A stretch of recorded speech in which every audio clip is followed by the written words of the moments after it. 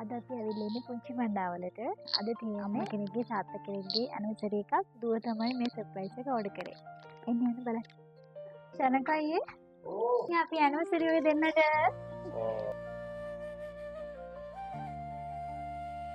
එන්න.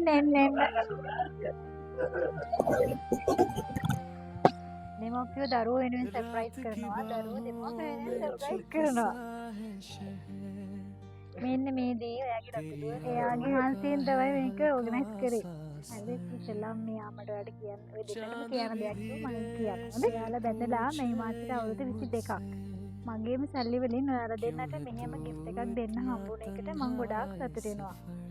මාව අවුරුදු 20ක් තිස්සේ බලාගත්තට ඔය දෙන්නට ගොඩාක් පිං. ඒ අවුරුදු 20 ඇතුලේ ඔය දෙන්නට කොච්චරනම් මං වද දෙලා ඇතිද? මේ හැම වැරද්දකටම මං සමාව ඉල්ලනවා.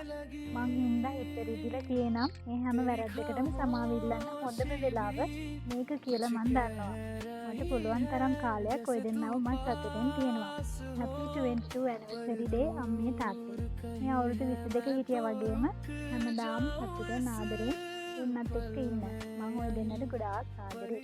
वक्त भी मुझसे बेवफा सा है.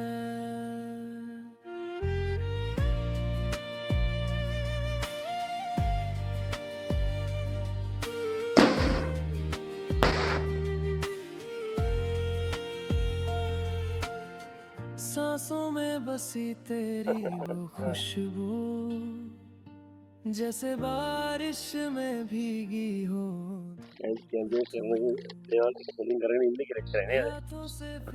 දරුවනේ සතුට. අම්මට මොකද කියන්න තියෙන්නේ? කියන්න අනේ දරුවන්ට ඉතින්.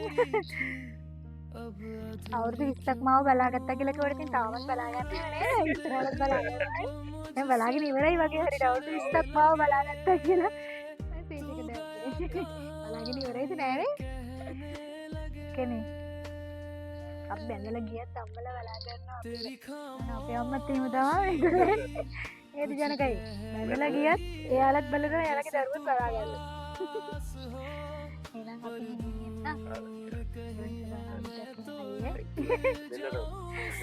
දුවලට තමයි thank you කියන්නේ. मुझसे बेवफा सा